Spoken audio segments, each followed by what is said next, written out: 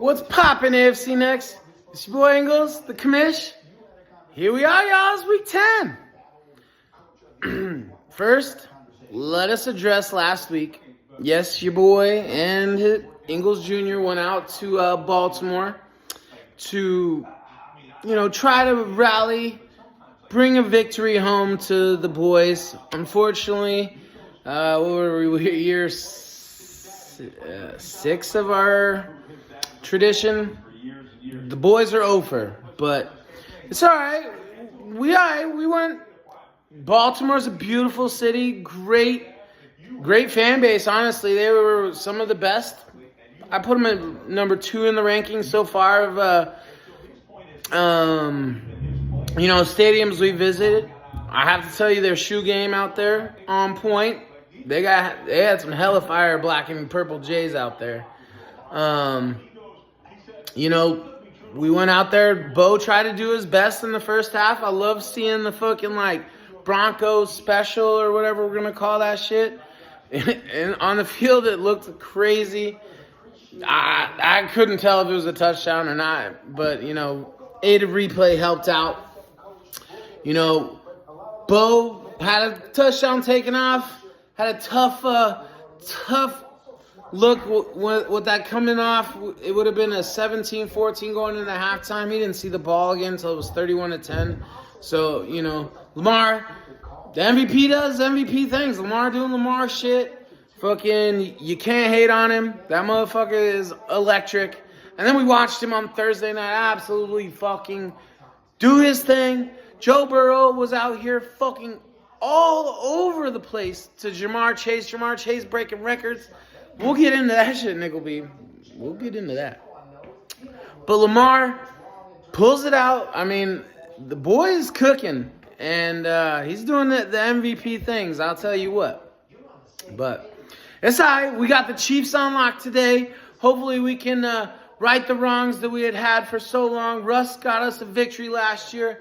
I'm hoping Bo can get us turned around. We still thinking the ops, dog. So I'm excited.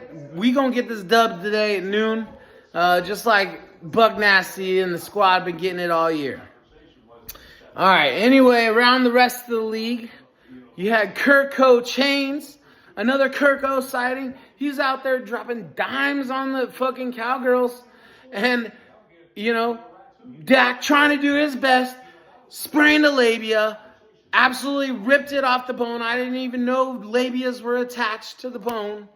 But looks like he's going to be out for the season. Hopefully they can give him the husband stitch, Jerry's, hey, while you're under there, just tighten it up a little bit.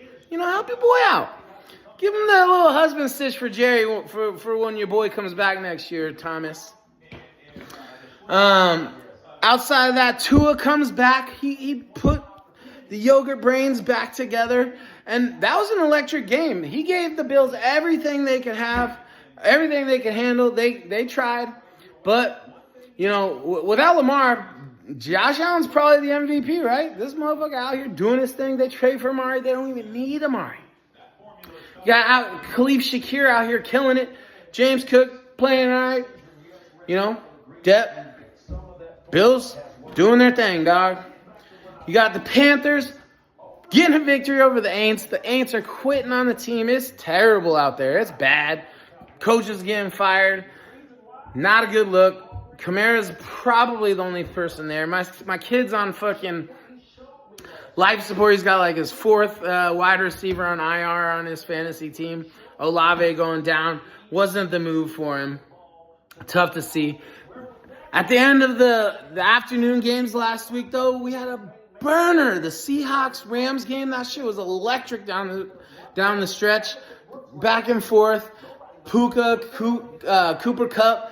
And then fucking Stafford throws this dime to Denard Robinson, catching it in the overtime. It was fucking great.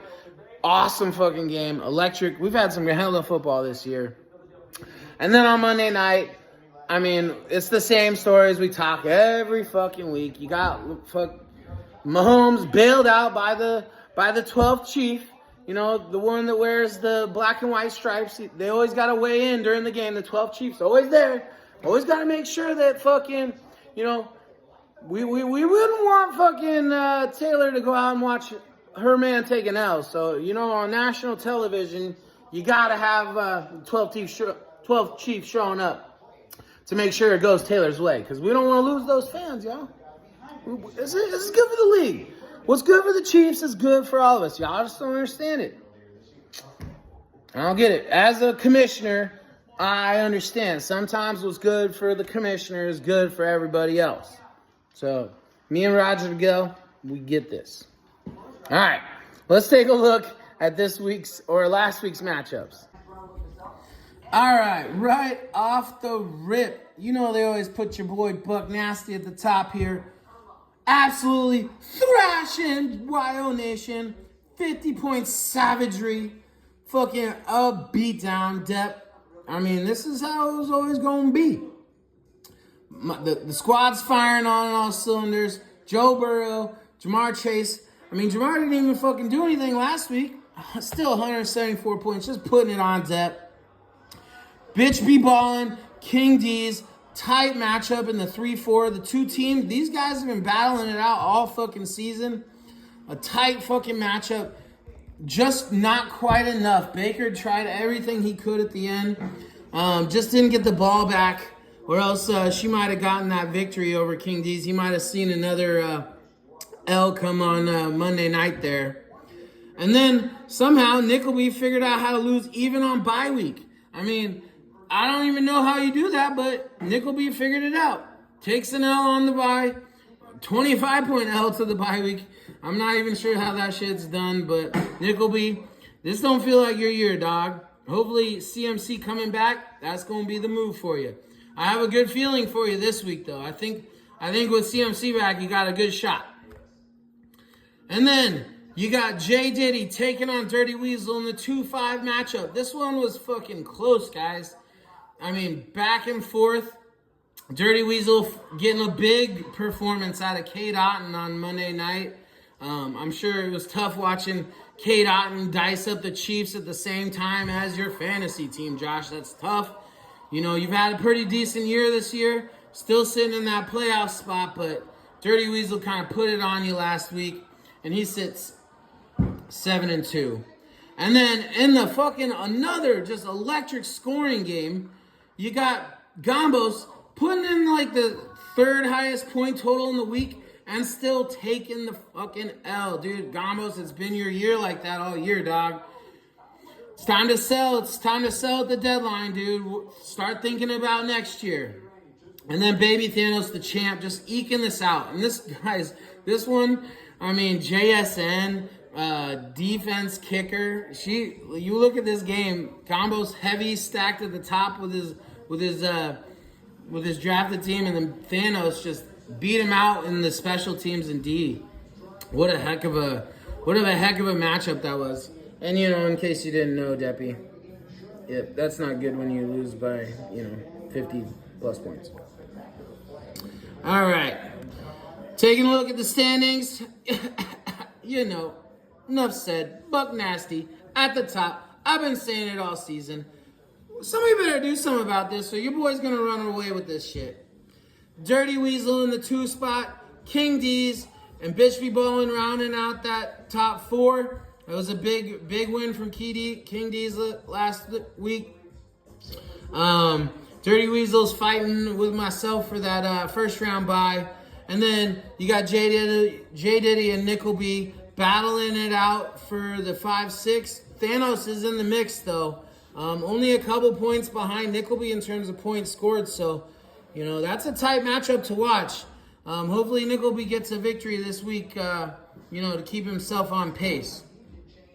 And then, obviously, at the bottom, Deppy in a familiar spot. Wyo Nation, just like the Wyoming Cowboys, sitting in that bottom spot there.